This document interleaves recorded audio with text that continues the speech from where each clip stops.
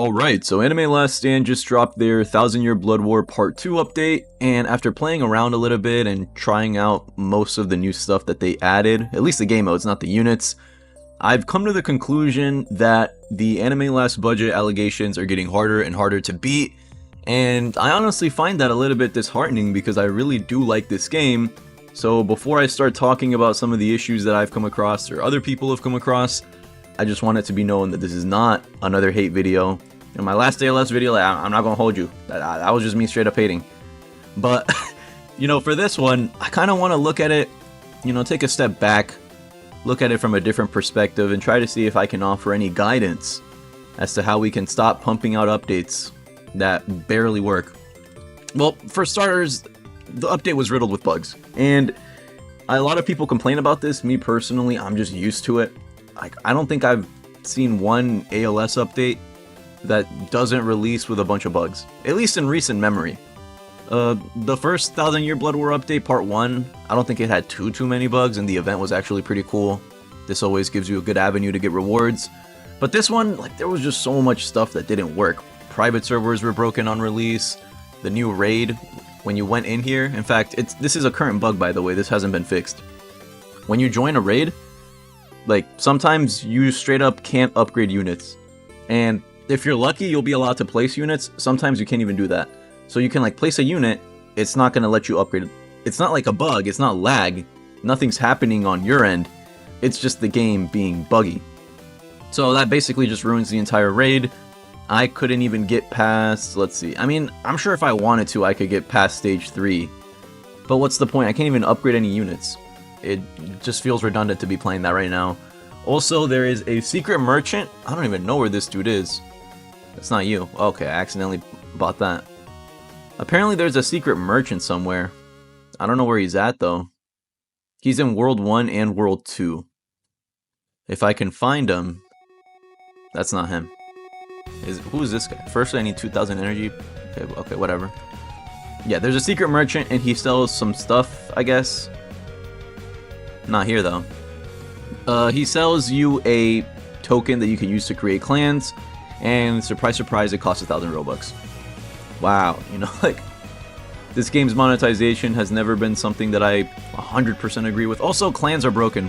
You can't get into clans, you can't create a clan. Free level 51 doesn't work apparently. And you can buy your way into a clan. This isn't really too bad though, since you only need to be level 50 and everyone's level 50. But yeah, a lot of the gameplay features were broken when this update released. And the update's been out for a little over 12 hours now. A lot of the big issues that people are having still are yet to be fixed. And I will say this, it's not 100% the fault of the developers here, because they really, they literally put out a poll and it was hey guys, we're having this and this bug, and it would require us to shut down for maintenance and, close the game a little bit so we can fix these things. Would you guys rather us do that later or now? And everyone chose later. People kind of brought this one on themselves. They wanted to have the content as fast as possible. In return, we get a pretty, rough around the edges update.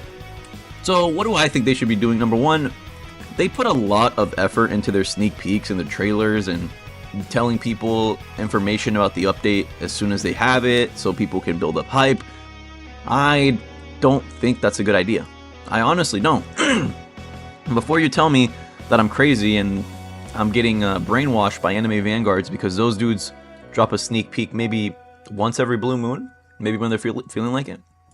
Here's the thing, right? In Anime Last Stand's case, their problem is never communication. These guys are extremely transparent and they're always very communicative with their community, and I think that's a great thing. But it's also a bit of a double-edged sword because you're giving people all of these new leaks and trailers and super cool things just for your update to not even have half of those features functioning on release. And that really puts a sour taste in the mouths of the people that actually tried it. Also, where is this secret merchant? Does he just spawn occasionally? I can't find this dude. Anyways, yeah, I think an update's release is extremely important.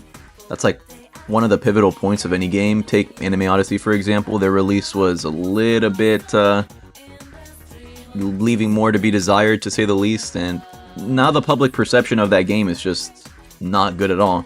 The same logic applies to an update for a game. When ALS updates and on release, their updates are just, you know, somewhat unplayable, buggy, and seemingly looking as if they didn't have that much, you know, foresight and planning put into it, people are going to pick up on that, and everyone's just going to have the notion, oh, ALS updates, they're cooked, they're never good, they're always buggy on release.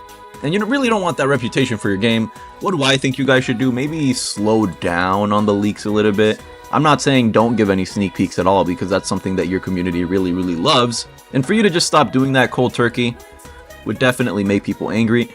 I think you should just, you know, do what you currently do. Put a sneak peek of a unit with a blurred filter so people are guessing what it is. Maybe give us some like quality of life sneaks. But I think when you drop an entire paragraph of the things that we should be expecting, and people are already hyped up for it, and then on release you drop another paragraph of everything that's in the game, just for a bunch of that stuff to be unplayable, you know, it does you more harm than good.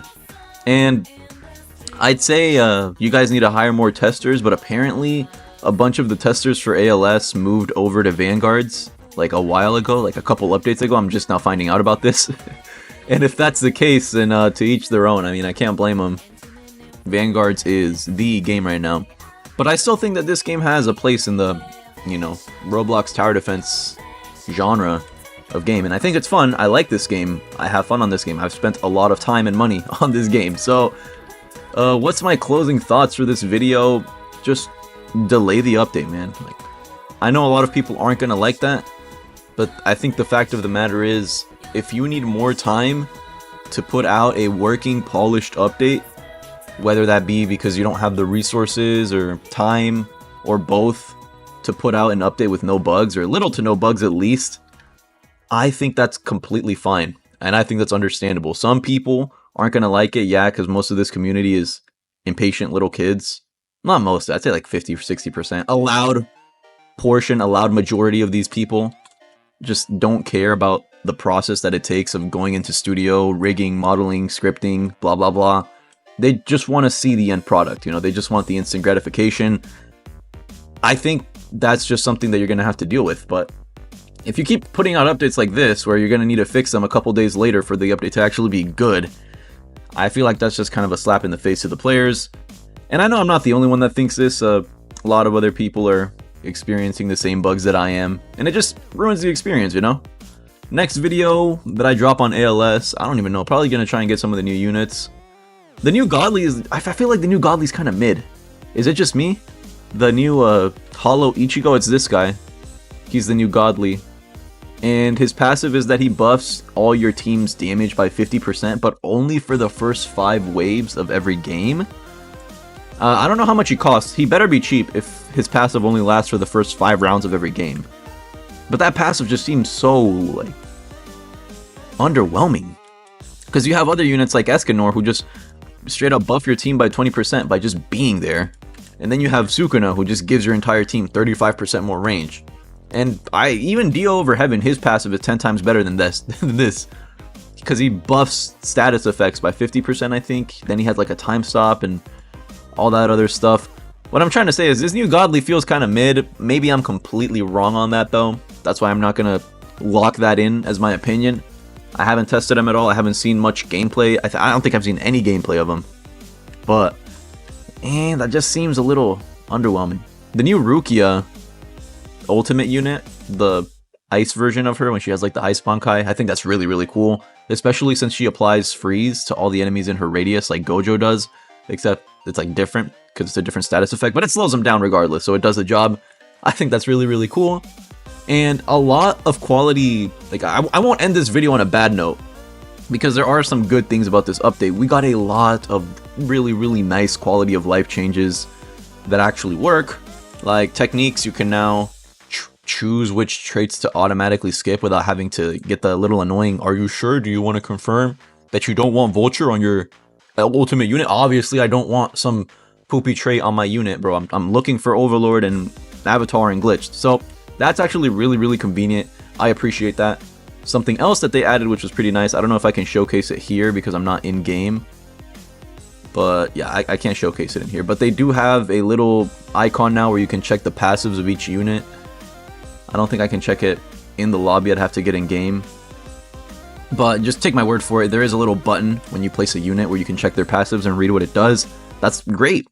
Really good step in the right direction. They also added keybinds, which I think was good and bad. It's good to have keybinds. I think that's just a very convenient thing that most anime tower defense games should have. The way that they implemented it was kind of sloppy though. If you go in game and you check it out, the keybinds just look so, like, cheap. That's the best way that I can describe it. Because it looks like they just got a PNG of a letter and just pasted it next to their, like, little unit. Like, next to the button that it corresponds to. And, I don't know, like, on the UI side of things, that just looks pretty bad in my opinion. So, hopefully, that gets changed somewhere down the line. I know they were trying to do the same thing that Anime Vanguards did, where they have keybinds. I'm not saying they invented it, but let's be honest, if Vanguards didn't come out with keybinds, no other game would be doing that right now. Like, I promise you, no other game would be doing that. But besides that, yeah, we have the passives thing, we have keybinds, which are good and bad, just don't make them look so ugly. We also have a little, okay, not here, it's for raids, I'm stupid. It actually shows you the drops and the drop chances for every single raid drop, which I really appreciate. I know many people probably don't care about this, but you don't know how annoying it was for me to, like, have to play guessing games as to what was gonna drop from what raid. Like, I didn't even know this dude dropped from Marineford. That's just probably me being dumb and not being up to date with the game, but, like, I really appreciate this little feature. I just think that it makes the game look a little bit nicer, a little bit more polished, now that we actually have a list of rewards in here. And it helps the players, you know? This is just good, in my opinion. I really like this. Besides that, what are my closing thoughts for this video? If your updates need to take longer for them to be playable, more polished, by all means, please do that. And, you know, you added some pretty good quality of life things. Keep that up. Love to see it. So with all that being said, that's going to be it for me. Hope you guys enjoyed the video. Stay tuned for more content. Have a great day, night, wherever you are, and we'll catch you in the next one.